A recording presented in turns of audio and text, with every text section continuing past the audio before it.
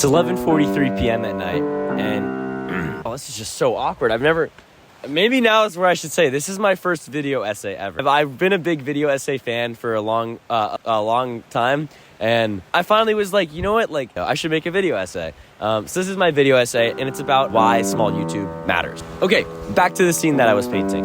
You should have gone to bed a long time ago. It's a school night, and you're on YouTube, and you're scrolling around, and you see something that kind of has that grainy vibe to it. You click on it.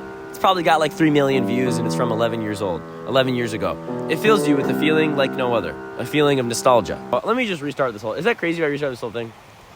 No, I should keep this whole thing in. Small YouTube. I'm just gonna read from the script. I made a script and I was like, I don't wanna read from it, but I might as well read from it, because like, I made this for this purpose. I'm also next to a stream, which is making a lot of noise. Here, I'm gonna take a little video, and then I can,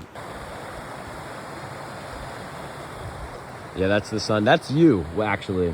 That's the viewer over there. Sorry, I just got too meta.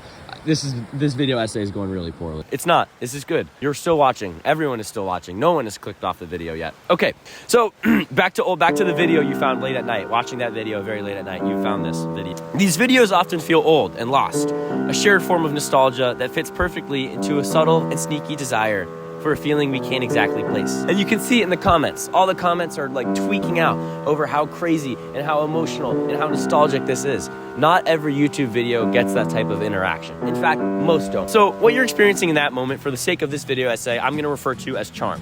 And this charm is not the dictionary definition, which is a trait that fascinates, allures, or delights.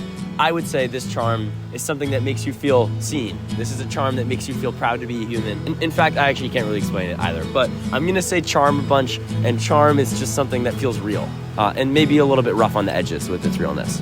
So unfortunately, a lot of this YouTube charm, it feels sequestered to this unreachable past, with the only reminder of your current existence being the corny "who here in 2025" buttons. So in recent years, I feel like there's been a gross beastification of content. And when I say beastification, I'm referring to Mr. Beast. Because online media, it's creeping closer and closer to its most heinous and maximized form. And we're seeing this sad reality, sorry, I need to flip the pages and my hands are very cold, that only the most efficient content will succeed. There's not really a focus on anything but keeping the viewer from clicking off the video. Now, isn't that sad?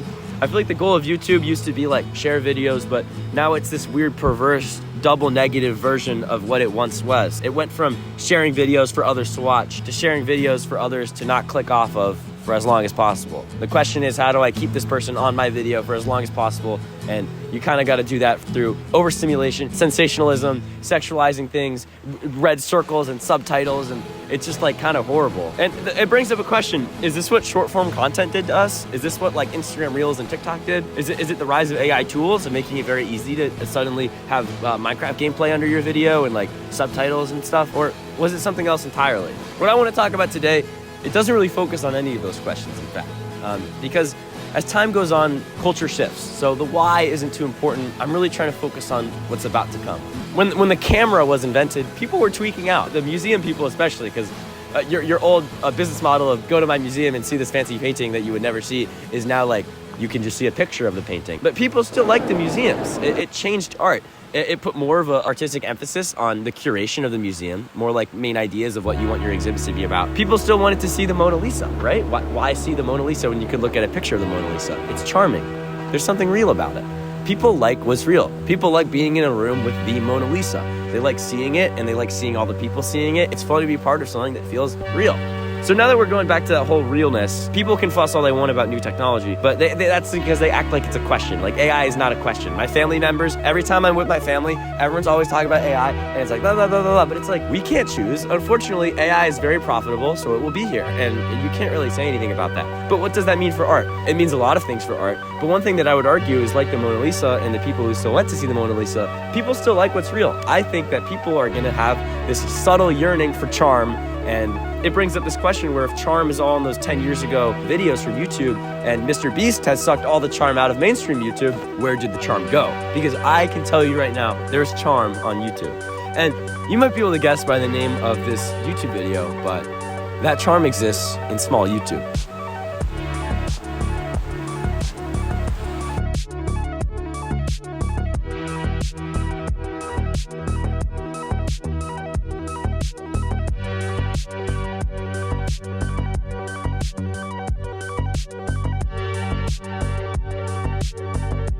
YouTube swag is back.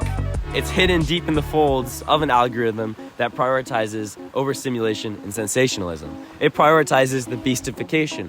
It prioritizes the content that makes you feel a little bit crummy about your life. AKA, I traveled around Europe for 2 months in a van with my friends. Look how cool I am. Look how pretty I am. Look at all the fun stuff I did. That kind of content will succeed because people like to watch what they don't live, what they don't have. Unfortunately, the truth of social media is you profit off of anxiety a lot. So if we're focusing on the stuff that isn't succeeding, you're on the ground floor. You're with us. You're with our generation, and we're kind of shit at what we do right now because we're just making videos with our friends. And unfortunately, it's showcasing a life that's very real.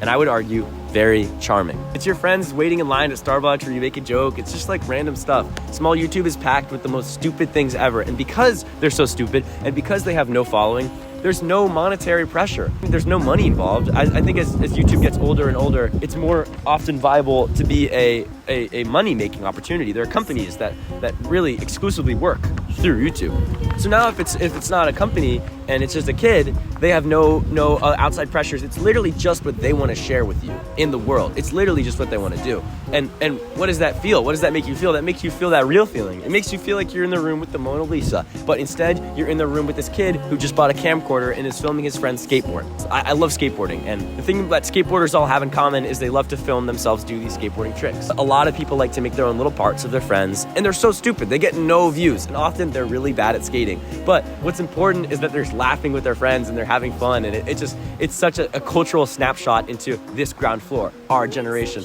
and it feels real. It doesn't make you feel shit about your life. It makes you feel like there's other people out there shaped by those same algorithms, by those same things, and it makes you feel awesome to be alive. And you're interacting with this platform, and you're like, wow, like, they really just uploaded whatever the fuck they wanted. And then you're like, wait a minute, wasn't that the whole goal of the website? You look back to me at the zoo. Coincidence that it's just him at the zoo, just at the zoo. Like, he just was there and he wanted to upload that. So there's charm in small YouTube. There's charm in its rough edges, and that makes sense after all this crazy explaining. And it's very connected to old YouTube. But what does that mean for you? I would say that as a viewer of this video, if you watch through all of this, low-key hella respect that you didn't need all of the overstimulation that I've been talking about. But maybe I'll make it overstimulating in post. I don't know. WU for sticking around. That means you're probably capable of hearing some advice and maybe even doing something about that advice. My call to action here is to find charm in your life. I remember when I was a kid, they thought that the biggest danger of social media would be misinformation. They were so worried that you'd see something online and think it was real. I've seen videos of AI Charlie Kirk doing some crazy stuff. AI slop has ruined my truthometer on social medias at all. It's not about that anymore. What you need to be teaching is emotional literacy. It's how do you see someone's amazing summer dump and not feel completely bad about your life. You need to understand, I think, what's tied to a larger profit incentive of social media is that the attractive people who make you feel bad about your life, they're low-key gonna get heck of views, and then you're gonna feel bad. It's just there's the truth. And it's yeah, that's half the battle, is not feeling bad about the other people. How do you feel good about yourself? How do you interact with social media to feel happy about who you are? And this is where I think small YouTube comes in as the Deus Ex Machina. Is that it? Comment down below if that was it. But small YouTube, it's a way that you can interact with your life, and we've never been so documented, ever. We've never had this many photos. Everyone has a little camera on them all the time, and they're filming their friends, they're filming themselves, they're filming everything. You have so many videos of everything in your life. Now, this is my call to action. Take those videos, download CapCut or something, put them into CapCut, and then put your favorite song behind it all, and just feel what you feel. Sit there for a little bit. Because what you created is a piece of what small YouTube's charm has to offer. It's looking at your life and kind of interacting with it in a way that is purposeful. Interacting with it in a way that is creative, that makes you feel happy, and it makes you feel grateful for those around you, while still being part of social media. I think that going through small YouTube and seeing people who have friends similar to yours, similar struggles, they're rough around the edges. It's not polished, there's no editor, it's just a kid behind it. It's small YouTube, it's what YouTube was meant to be.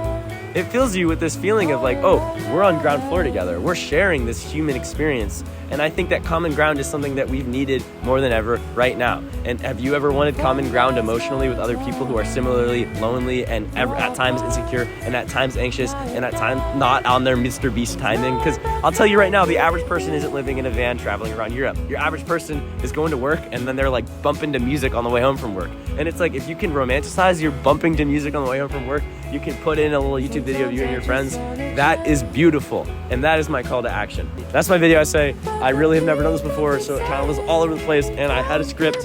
Guess you didn't even really use it all the way. This guy. Please like and subscribe and do all that stuff on my channel. If you're a small creator, comment down below, watch my videos. I will watch them, and other people will too. So maybe this video can also serve as like a little meeting place for all of you guys to share your videos of your friends and all this stuff. And I want everyone in the comments to realize that your life is special and your life is very, very similar to so many other people. And we all share similar problems, and we can all commiserate, but we can do more than commiserate, and we can share. So yeah. You tell me how I could be so blind.